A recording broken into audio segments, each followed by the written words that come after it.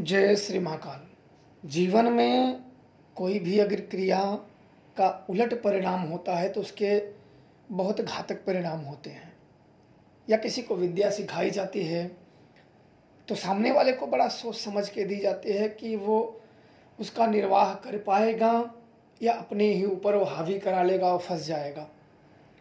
ऐसे ही एक घटना घटी एक जन के साथ। मैं नित्य अपनी पूजा करता था, हनुमान जी की पूजा करके शिव जी की पूजा करता था। मैं हनुमान जी की कई प्रकार से साधनाएं की और अपने हाथों से एक मंदिर की स्थापना भी छोटी सी मैंने की।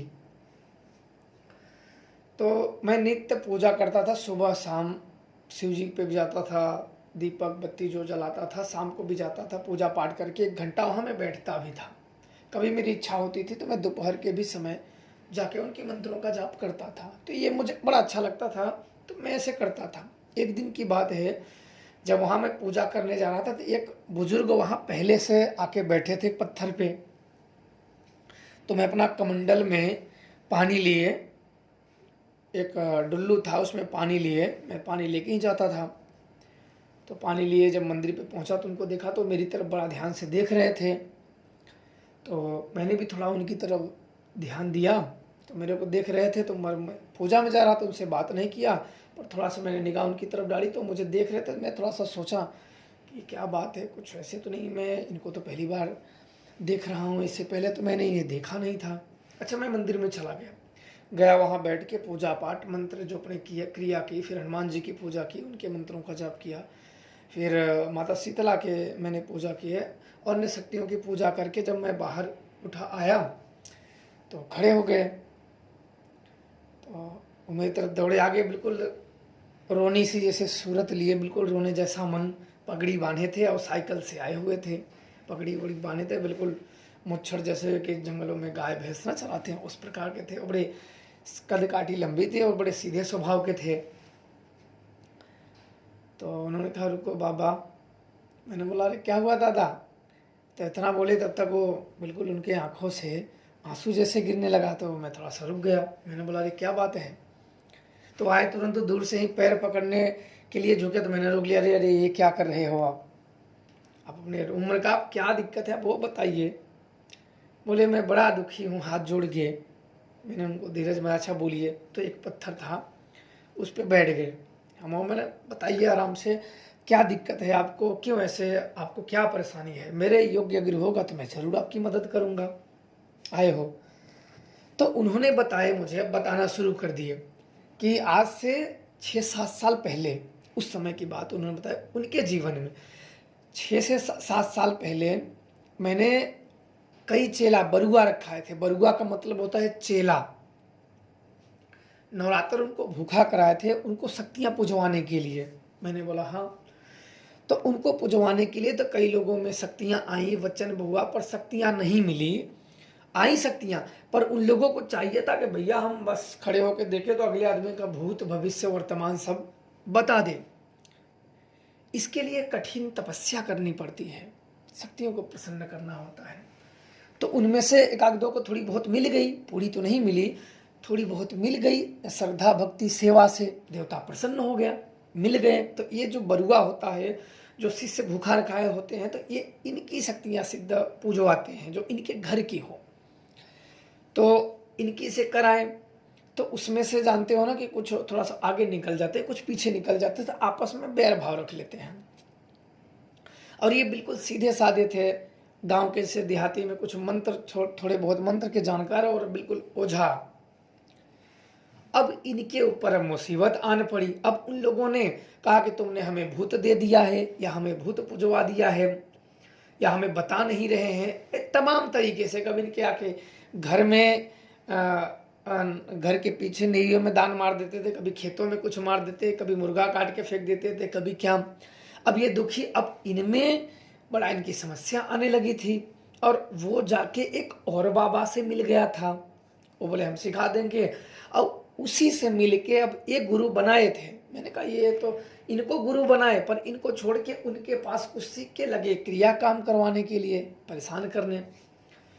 तो इनकी बातें मैंने सारी सुनी। तो ये हुआ कि जिनको इन्होंने सिखा के भेजा, अब वो दूसरा गुरु बना के इनको अब प्रताड़ित कर रहा है। इनके घर वालों को, इनके पतोहू को, इनके नातियों को, इनके लड़कों को, किसी न किसी को भूत आ जा रहा है, कसर आ जा रही है। अब ये ठहरे सीधे साधे, कई लोगों से दिखवाए, बोले कि मैं दिखवाते दिखवाते थक गया। कम से कम उन्होंने कहा कि मैं 300 लोगों को, अब 300 लोगों को तो बड़ा सुन के बड़ा वो अजीब लगा कि 300 लोगों को, बोले बाबा इससे ज़्यादा ही हुआ होगा कि मैं उतने साल से दिखवा ही रहा हूँ। कोई बोल देंगे हम ग्रांट, पंडित, पुजारी, ओझा, सोखा, तांत्रिक, अवघड़ सब से दिखवा के थक गया। बहुत पैसा मैंने नुकसान कर लिया पर कुछ नहीं हुआ। समस्या ऐसे बनी है। इनकी कोई एक बहन थी, वो भी मर गई भूत में। अब इनके भाई को कसर हो रही है और इनकी बहू को, कभी कभी इनका नाती बीमार हो जा रहा है। और वो लोग आते हैं तो बोलेंगे तुम लोगों के घर में एक चिराग नहीं छोड़ेंगे। चिराग का मतलब कि एक बच्चे भी नहीं छोड़ेंगे।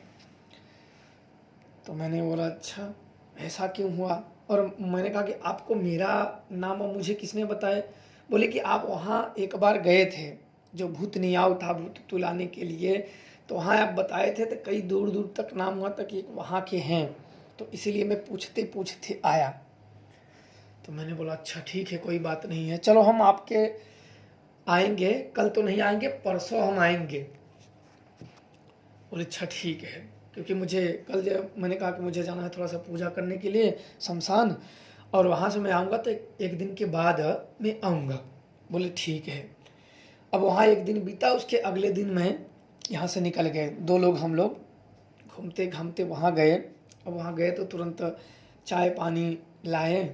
फिर काफ़ी भैंस वैंस सब रखे थे, गाय रखी थी, तो तुरंत दही में चीनी उनी डाल के लाए। बिल्कुल जैसे सेवा बिल्कुल किए, हम लोग खाए पिए आराम किए, फिर बैठे। और तब तक संजोगन वो जो उसे सिखा रहे थे वो आ गया।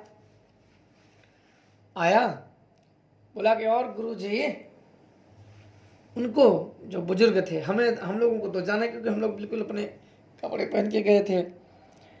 और गुरु जी अपना शक्ति नहीं लोगे, नहीं बचोगे।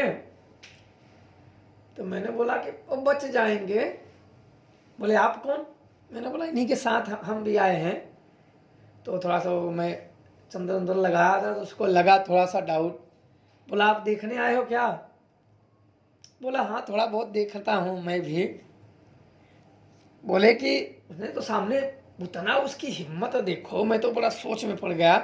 बोले कि बहुत आए और बहुत चले गए, आप भी बच के ही रहना, क्योंकि बहुत झमेले हैं इसमें, बड़ी प्रेत बहुत ताकतवर है। मैंने कहा झमेले जिसमें ना हो तो मजा ही ना आए। तब उसने कुछ बातें बिल्कुल बताने लगा, क्योंकि भूत उसने पूज रखा था। तो भूत वाले क्या करते हैं ना, फटाफट आपके मन की, आप क्या सोच रहे हो, क्या कर रहे हो, क्या करके आए हो, बिल्कुल वो आपको इन्फ्लुएंस करने के लिए, आपको अच्छा दिखाने के लिए बिल्कुल बता दिया। तो मैं तो तुरंत जान गया, क्योंकि ऐसा पाला हमारा पड़ता रहता है, इसे पढ़ते रहते हैं। तो बहराम लगाता था। वो बहराम का मतलब आप समझते हो कि एक जगह 100, 200, 500, 1000 आदमियों की जो भूत प्रेत समस्या है, अपने चौरी पर स्थान पे बुलाना, उनको ठीक करना, वहाँ से उतारना। पेड़ों में जैसे कोई वृक्ष होते हैं तो उसमें कोई प्रेत को बिठा दिया जाता है, भूत को, प्रेत को, खबीस को, शैतान को, जो कि पब्लिकों को नहीं पता रहता है। पब्लिकों को तो जो कहो वही मानेंगे। अब उसमें बिठा दिया जाता है, तो वहाँ जिसको रखो तो वो प्रेत उसका भूत खींच के वहाँ बंद कर लेते हैं। कभी कभी ये किसी पे मोहित हो जाते हैं तो चले भी जाते हैं। इसे बोलते हैं बहराम। जो कोई भूत प्रेत का बहराम लगाता हो, भूत प्रेत दूर करता है, उसे बहराम बोलते हैं। उसे सोखा बोलते हैं।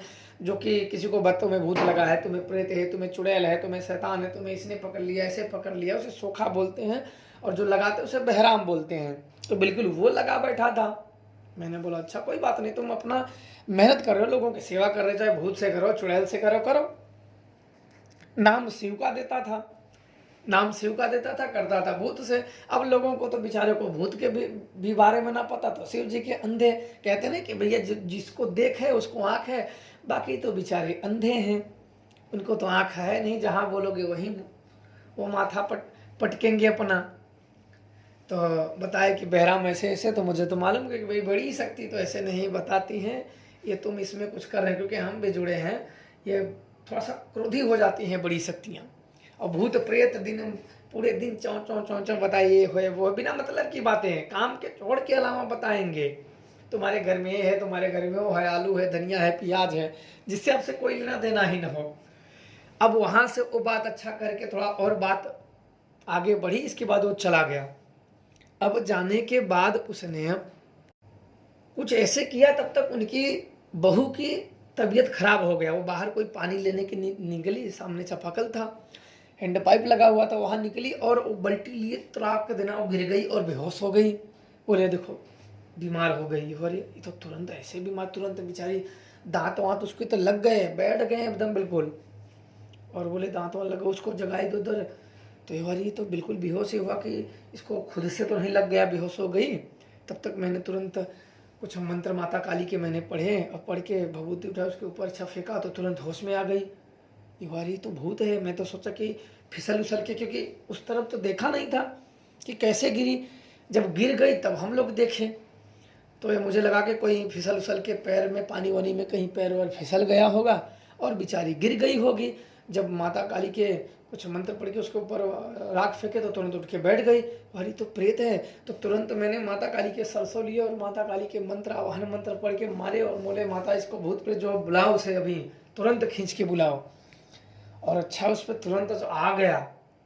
और उसके उसका गुरु ने छलावा भेजा था।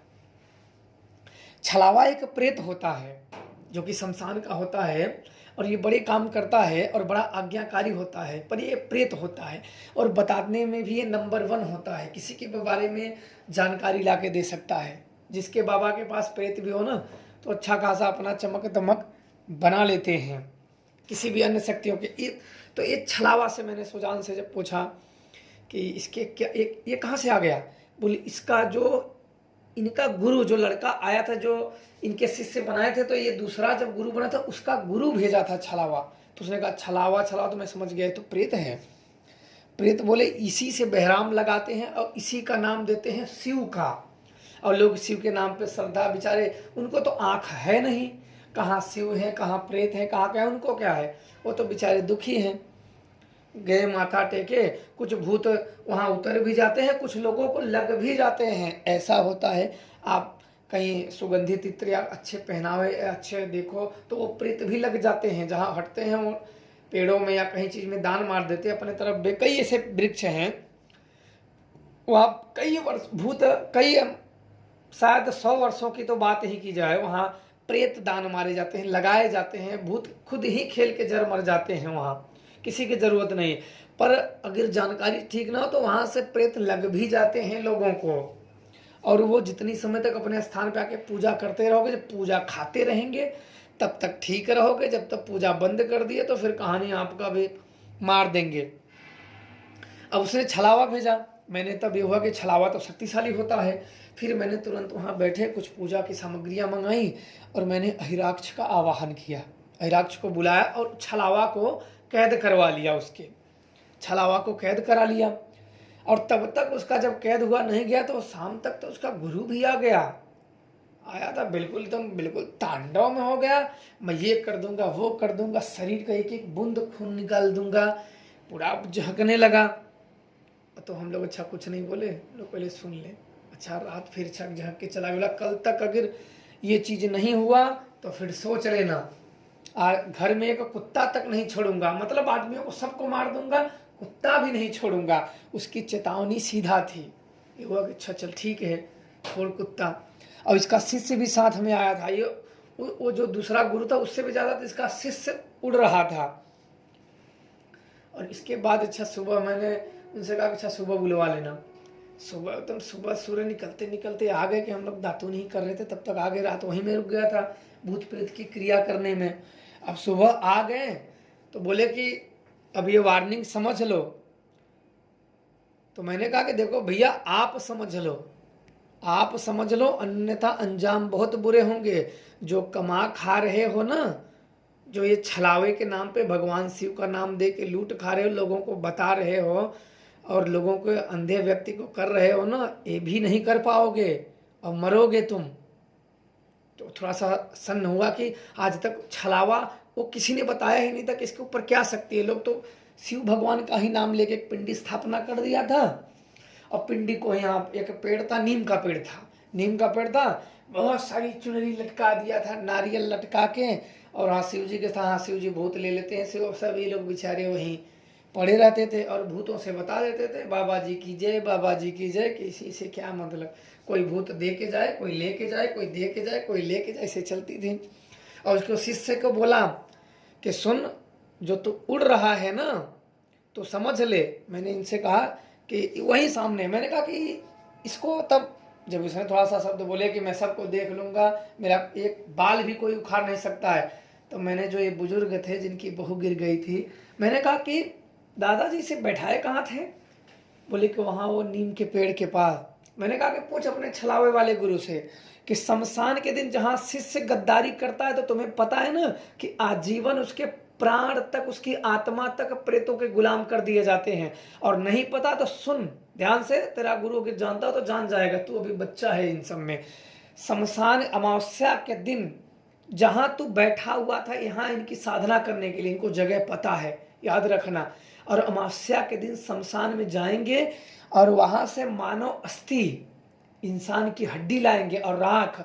और जहां तू बैठ के साधना कर रहा था ना, जहां तू लोग बजा रहा था कि हमें सिद्धियां नहीं मिली है ना, जहां तू ये षड्यंत्र सभी जगह खेल रहा है ना, लाएंगे। और अमावस्या के दिन उसमें शराब को, उस हड्डी को एक दिन शराब में, मसान को पूरी तरीके से जागृत कर देंगे और पूरे प्रेत आवाहन करके, और उस प्रेत आवाहन को उस हड्डी में बंधन करके, और तू जहां बैठ के साधना किया था और जहां तू स्वांग रच रहा है कि तुझे सिद्धियां नहीं मिली है ना, वही जगह पे कील ठोक देंगे और इनका वचन काट देंगे। इनका वचन वहां कट करके गुड़े का निशान मरा देंगे। मर जाएगा, जिंदगी में मर जाएगा तो मरने के बाद ये प्रेत ते गुलाम बना लेंगे। और औरत रहेगी तो औरत को अपना दास बनाएंगे, और आदमी रहेंगे तो अपना गुलाम बनाएंगे। इसके बाद तो उसके जो गुरु छलावा जो सिद्ध कर रखा था ना, वो तो बिल्कुल एकदम सामने जैसे काठ सूंघ गया हो। बोला नहीं पता है तो पूछ ले अपने गुरु को। और ये तुझे बता रहा हूं कि सुधर जा, करने का होता तो ऐसे भी गुप्त तरीके से कर देता और मर जाता तू। सारी तेरी ओझाई बाबागिरी और भगवान बनने का जो स्वप्न है ना, वो कहीं गुमनाम की मौत मर जाता तू। इसलिए ज्यादा उड़ मत, समझ में रह, लोगों को इतना ही कर जितना ठीक है। पाप कर, पाप मत कमा, और लोगों को जो ठीक कर रहा है ठीक कर, और किसी को ये मत कर। फिर भी थोड़ा कि नहीं, फिर मैंने हिराक्स को बुलाया, उसके गुरु की शक्तियों को कैद करवा लिया। और फिर उसने सुना, पर चेला ने थोड़ा सा नए खून था, बोला हम देख लेंगे। फिर बोला ठीक है जाओ। अब वहाँ चल, हिराक्ष को उसी शाम को मैंने बुलाया, उसके गुरु के छलावे को, उसके बाद थोड़ा बहुत देवता थे उसको भी मैंने कैद करवा लिया। कैद करवाने के बाद दादाजी बोला जाओ। शमशान से उन्होंने कील मंगाया, कील हड्डियों का, और उसमें शराब में बोर के मसानी मंत्र द्वारा और पिशाच मंत्र द्वारा उसको अभिमंत्रित करके, और जहां उसको साधना कराए गए थे तो ऐसा खन के कील की तरह ठोक दिया, गुड़े का निशान मार के शराब दे दिया कि बैठ जा, यहाँ जो सिद्धियां किया था यहाँ बैठ के उसको अपना गुलाम बना ले, और पूरी तरीके से उसका बुद्धि का, उसके लक्ष्मी का, धन का, भाग्य का, लड़के का, बच्चे का, पत्नी का, सब का बंधन कर दे, और सबको तो जिसको मारना चाहे मार के अपना गुलाम बना ले। अच्छा प्रेत अच्छा वहां से उछल गए, हम लोग निकल गए। उसके अगले ही दिन पता चला कि उसका जो शिव जी की पिंडी रखा था उसको ले गया कुएं में फेंकाया, तब उसकी पत्नी आई, मेरे घर आ गई उसकी पत्नी पूछते पूछते, और मैं घर में खाना खा रहा था उस समय, आई, अब रो रही थी बाहर ही, रोते रोते। अब मैं खाना खा के जब निकला तो उसकी पत्नी रो रही थी। तो मैंने बोला अरे क्या हुआ बहन जी? बोले कि आप ऐसे ऐसी बात है। मैं जब तब समझ गया कि ये तो वही है। मतलब क्या हुआ? बोले ऐसी ऐसी बात है, बहुत दिखाए। और वो लोग भी आया ना, जो चढ़ा हुआ था, बहुत जगह पे लेके गए, लेकिन कहीं भी कोई, बहुत जहाँ जहाँ किसी के ऊपर दुर्गा आती थी, किसी के ऊपर काली आती थी, किसी के ऊपर कौन आता था, किसी के ऊपर महादेव निकल गए थे, कोई स्थापना कर दिया था, कोई लंगड़ लूज कहाँ कहाँ लेके गए, पर वो बोला कि ओपन चैलेंज तेरे को, जहाँ लेके चलना है चल। फिर अच्छा आए तो क्षमा याचना समरथ ने कहा, अपने बच्चे भी लेके आए थे, मेरे को बड़ी दया आई। फिर मैंने वहाँ गया, मनाया और वहाँ से कील निकाल के शमशान में फिर वापस छोड़ दिया, उसको बंधन काट दिए। फिर अगले दिन से वो आदमी बिल्कुल स्वस्थ हो गया, ठीक हो गया, शांति से अपना जीवन जीने लगा। और ये जो दादा थे ये भी बड़ा एकदम शुक्र गुजार आए, घर पूरे परिवार से आए कि हम लोगों की ज़िंदगी, वो भी पीछा छोड़ दिया। और फिर बोले कि उसका गुरु जो छलावा था वो भी आया था, ये बोले हमें अपना शिष्य बना लो। मैंने कहा नहीं, मैं अपना शिष्य नहीं बना था, कुछ जानकारियाँ दे दूंगा लेकिन अपना शिष्य नहीं बनाऊंगा, क्योंकि ऐसे लोग जब ऐसे अहित कर दें तो किसी का भी अहित कर दे उत्तरदायित्व, हम पापी क्यों बने, तुम अपने कर्म के भागी खुद बनो।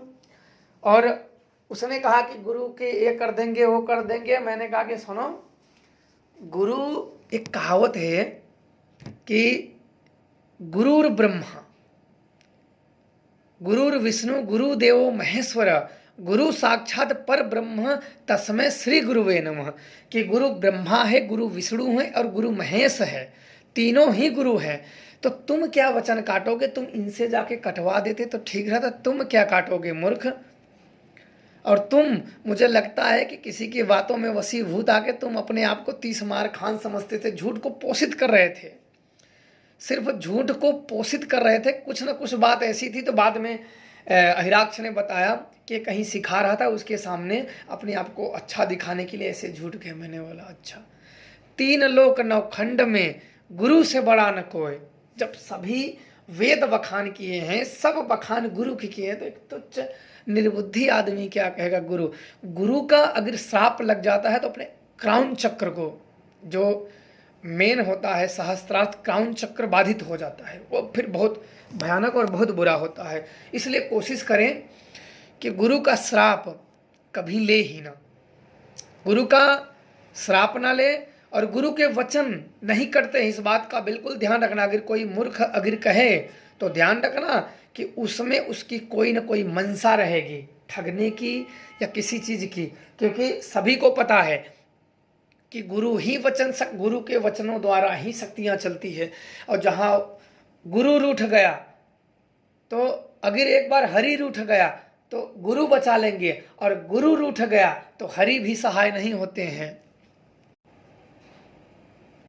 इसीलिए कहते हैं गुरु गोविंद दो खड़े, काको लागो पाए, बलिहारी गुरु आपकी, गोविंद दियो बताए।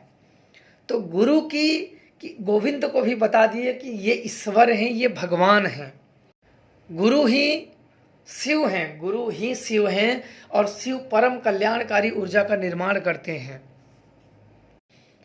गुरु की वचन तो काटने की छोड़ दो, गुरु के चरण तक नहीं करते हैं। कोई भी ऐसी शक्ति नहीं है, कोई भी ऐसे मंत्र नहीं है, कोई भी ऐसा तंत्र नहीं है, कोई भी ऐसा यंत्र नहीं है जो गुरु को वचन को खंडित कर सके।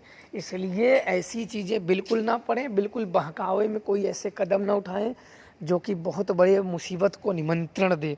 ऐसी चीज़ों के महामूर्खों में ना पड़े। गुरु को ऐसे करें, अपने खुश प्रसन्न करके, अपनी शक्तियों का वचनबद्ध करा के अपने जाएं, अपने काम करें, उनका अभिशाप कभी ना ले, कभी ना ले। अन्यथा कोई भी मंत्र, कोई भी यंत्र, कोई भी तंत्र ऐसा नहीं बना है जो गुरु के वचनों को काट सके, क्योंकि जहाँ गुरु का वचन कट गया वहाँ शिव का वचन कट गया, जहाँ शिव का वचन कट गया तो भैया तब तो तुम ही महान हो, फिर तो शिव गुरु, फिर मतलब क्या है। तंत्र सदैव गुरु प्रणाली से चलती है, सभी ने गुरु धारण किए हुए, भगवान राम, भगवान श्री कृष्ण, चाहे कोई भी हो, अपने अपने काल में सभी ने गुरु ज्ञान द्वारा ही प्राप्त होते हैं। और गुरु का वचन नहीं करते हैं, चाहे श्राप हो अभिश्राप हो, वो तुरंत उसको भेदित कर देते हैं। एक श्राप एक ऊर्जा की तरह पीछा कर लेता है, और शब्द जैसे मंत्र जपते हैं तो एक ऊर्जा का, परम कल्याणकारी ऊर्जा का निर्माण होता है। जब मंत्र जपते हैं तो परम कल्याणकारी ऊर्जा का निर्माण होता है। उसी तरह अगर कोई गुरु श्राप देता है या अभिश्राप देता है तो नेगेटिव ऊर्जा उसका पीछा कर लेती है, जो पग पग पे दूषित करती रहती है। पर कुछ महामूर्ख दुष्ट लोग उसका भी फायदा उठाते हैं, क्योंकि उसमें वो स्वार्थ देख के कई बार मुझसे पूछें कि गुरुजी हाँ, गुरु ने ऐसे कर दिया तो उनका वचन कट सकता है, ऐसे बोले हैं एक जन ने या किसी ने। तो ध्यान रखना कि ये सब सिर्फ अपने दिमाग का उपज उसमें डाल देते हैं। इनकी कुछ न कुछ छुपे तौर पे मनसा होती है। ये बड़े दुर्गुणी लोग होते हैं, ये अपना फ़ायदा देखते हैं, क्योंकि तुम वहीं रह जाओगे और फंस जाओगे। क्योंकि एक तो गलती पहले कर ही दिए हो, अब उसको करने के बजाय अब इस धूर्त की बात में आकर आप और गलती करोगे। जैसे एक बगुला होता है, तो बगुला जब एक छोटे से तालाब में जाता है तो मछलियों को आश्वासन देता है कि हम तो शाकाहारी हैं, हम तो पानी पीने आए हैं। पर मछलियों को क्या पता कि वो एक चुन कर खाएगा। तो वैसे एक धूर्त लोग होते हैं। आपने जब गुरु बना लिया तो शिव, क्योंकि गुरु जो शब्द है वो भगवान शिव ही हैं, और शिव का शब्द जैसे गुरु का शब्द हुआ तो शिव कैसे कटेगा, कौन काटेगा? ये 2-4 टिड्डे काटेंगे? नहीं कटेगा बिल्कुल इनका। इसीलिए ज़िंदगी में कभी अभिशाप लेना ही नहीं चाहिए, अन्यथा आध्यात्मिक मार्ग सदा के लिए खंडित हो जाते हैं। तो इस प्रकार से बिल्कुल आप गुरु जो बनाइए, कहते हैं ना पानी पियो छान के, गुरु बनाओ जान के। तो इसलिए गुरु जान के ही बनाएं। ऐसे ही करें, खुश रहें और प्रसन्न रहें। जय श्री महाकाल।